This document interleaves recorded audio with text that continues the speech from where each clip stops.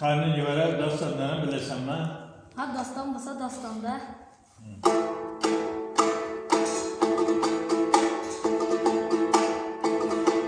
Va alqis alpamış 7 yil zindonda yotib chiqib. Zindondan chiqqandan keyin boychibarini minib to'ngra dilga qarab kelyotib edi.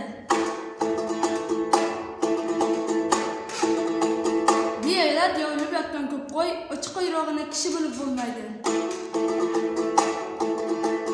Cho'ponlar bunday yotdi. Qo'yni yoqalab yurib ketdi.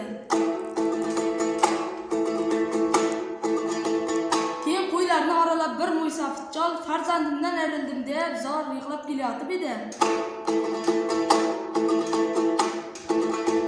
Alpomish tanidi, o'zini qultaydigan bir qul bobosi bor edi. Tanisa ham tanimagan kishi bo'lib bobosiga qarab bir sizlab turgan joyi.